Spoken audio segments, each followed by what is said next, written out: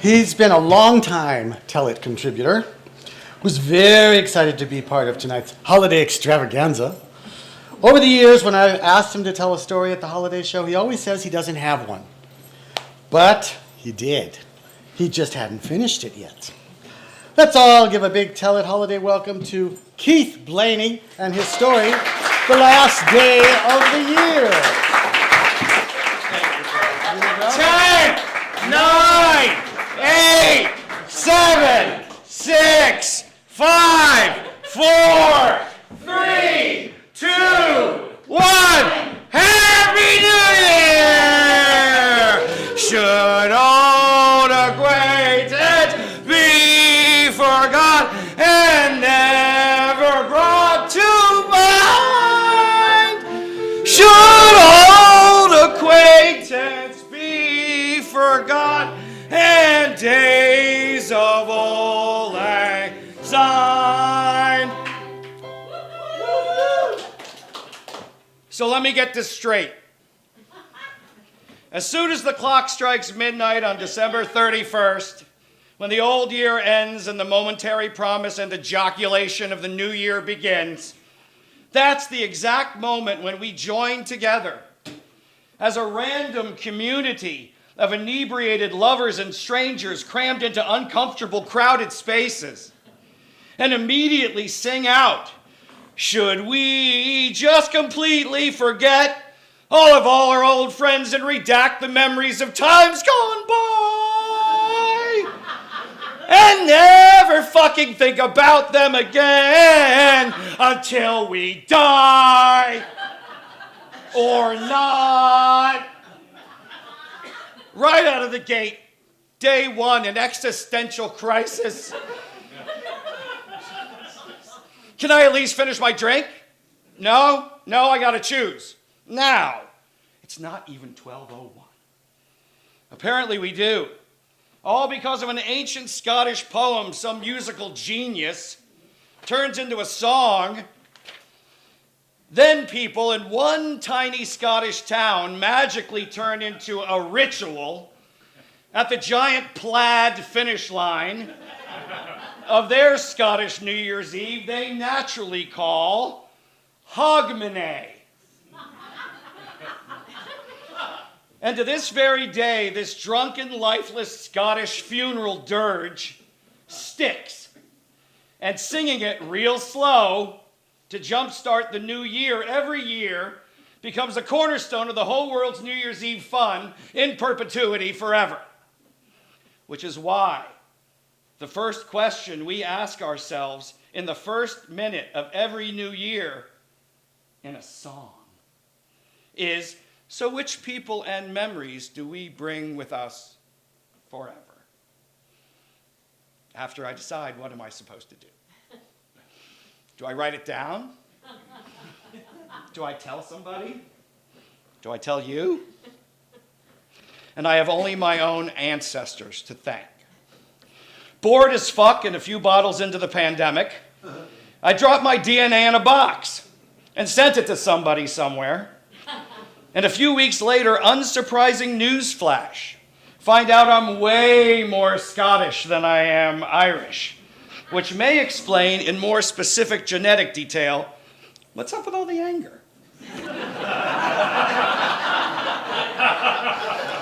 So I'm looking your way, Scotland, and a big fat happy Hogmanay 2 weeks early to those who celebrate. Okay. It's not just the song, man. It's the day. The day before, that day. Not the first day, the last day. The last day of the year, every year, New Year's Eve is my birthday. The first joke I remember making about my birthday is, the second it's over, everybody fucking goes nuts. You do. It's true. From the moment I opened my eyes on the morning of December 31st, every December 31st, the first thing I see and hear on the radio on television, on social media, is that the day, the year, and my birthday that just got started a few minutes ago here in bed, that everywhere else all over the fucking planet is almost already completely fucking over. From the day before on an island south of Java, all the way till the end of my birthday on Pago Pago, it's pretty much game over.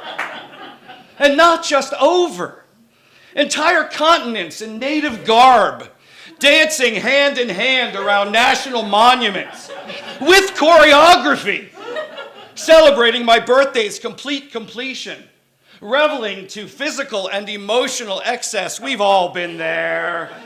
Jumping up and down, setting off fireworks, binging, purging, shooting bullets in the sky, exorcising demons, releasing doves, shitting on failed relationships, sacrificing goats, spreading ashes, fucking in hot air balloons in the sky, screaming at the top of their global lungs, announcing to me and the rest of the world that my day, my special day, my birthday is already completely fucking over. Can I at least finish my coffee? Then you get folks like comedian Gina Ippolito who tweet in, I'm just putting it in your brains now that LA better have the most raging, rocking, horny NYE parties this year. After the 2023 we've earned it. Start planning now on October 30th. Thanks for the super early, unrealistic New Year's Eve goals, Gina. I get that 2023 was super challenging, but fuck you. You just made the whole thing that much harder. From the moment it starts, we're all on the clock, and I just want some cake. From here, things escalate pretty quickly. Suddenly, everyone's dropping giant things from high places. Miami drops a giant orange. Atlanta drops a peach. Memphis drops a giant guitar. New Orleans drops a pot of gumbo. Other cities drop giant acorn sausages, pickles, salmon, and cheese. North Carolina drops actual live possums. Gently lowered down in plexiglass boxes, like in olden times. Then there's always fancy New York City with their giant, ominous, luminous Waterford crystal ball hanging there above Times Square, looming.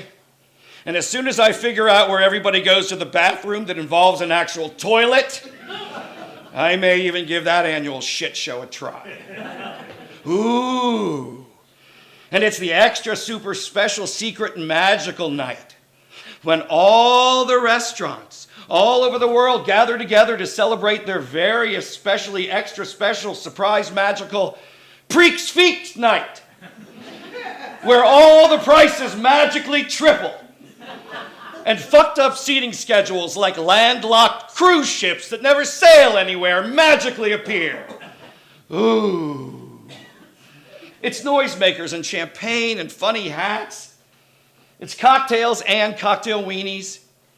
It's confettis and streamers and these blow things that are so much fun they don't even have a fucking name.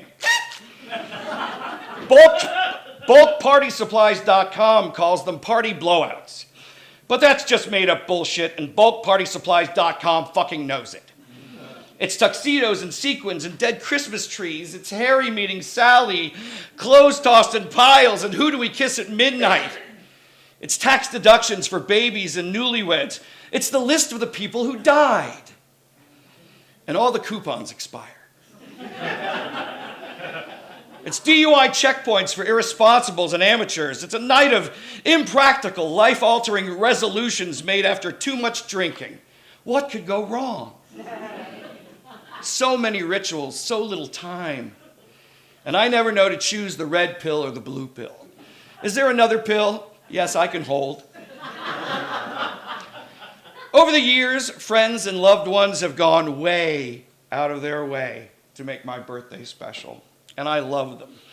But there's always a giant party going on over there that isn't mine, and I fucking hate it. It's out with the bad and in with the good. And could everybody just slow down? My therapist does not call it RBS, restless birthday syndrome. But I do. Maybe it's all because of the first one. Legend has it, the day I was born in Miami on the last day of 1965, I almost died. And since I just won the congratulations, you're a Catholic lottery, I was immediately baptized and given the last rites by an emergency priest. All because I was gonna die at 1 a.m. on my day one. 10, 9, 8, 7. Happy New Year, Frank and Teresa. Fuck Guy Lombardo, I'm Keith. I imagine the looks on their faces. The redhead baby New Year's Eve was deathly allergic to vitamin D, which apparently sucks for babies, redheads, and humans. I got better eventually, but Christ. Almost dying on your birthday is a hard act to follow.